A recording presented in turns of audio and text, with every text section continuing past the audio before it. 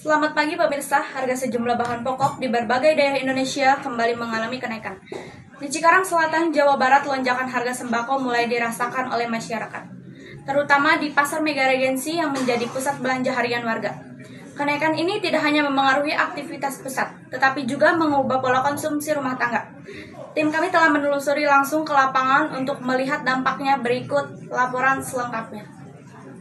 Oke, terima kasih ya. Saya saat ini berada di Pasar Mega Regensi Cikarang Selatan. Sejak awal bulan ini, harga sejumlah kuantitas pokok seperti beras, minyak goreng, telur, dan gula mengalami kenaikan yang cukup tajam. Kondisi ini membuat banyak warga harus menyesuaikan anggaran belanja mereka. Beras medium yang sebelumnya dijual Rp13.000 per kilogram kini naik menjadi Rp14.000. Minyak goreng kemasan naik sekitar Rp2.000 per liter, sementara telur ayam beras kini dijual dengan harga Rp32.000 per kilogram. Naik dari Rp28.000, gula pasir pun ikut naik dari Rp14.000 menjadi Rp15.000 per kilogram. Kenaikan harga ini dipicu oleh meningkatnya permintaan dan distribusi yang belum optimal. Beberapa daerah juga mengalami keterlambatan pasokan akibat cuaca ekstrim dan gangguan logistik. Hal ini menyebabkan ketidakseimbangan antara stok dan kebutuhan masyarakat, terutama di pasar tradisional seperti Mega Regensi. Lonjakan harga sembako bukan hal yang baru, namun tahun ini kenaikannya terasa lebih cepat dan lebih tinggi dibandingkan bulan-bulan sebelumnya. Banyak warga mulai menyesuaikan pola belanja mereka, membeli dalam jumlah lebih sedikit atau memilih produk substitusi seperti telur puyuh, minyak curah, atau beras lokal kualitas rendah.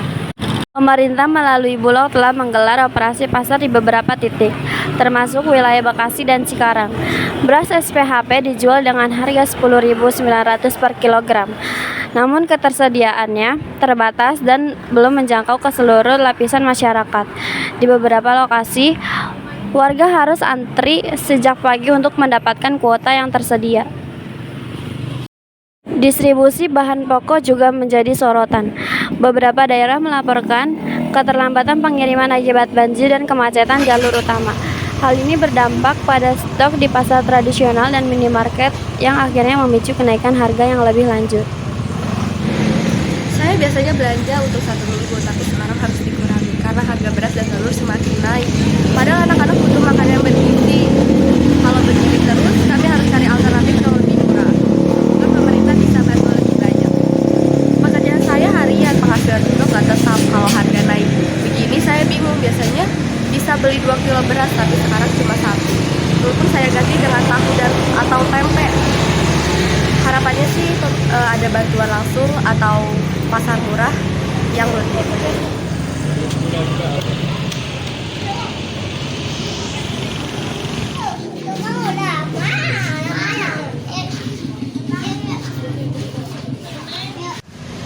Data dari lapangan menunjukkan bahwa konsumsi protein hewani seperti telur dan ayam mulai menurun.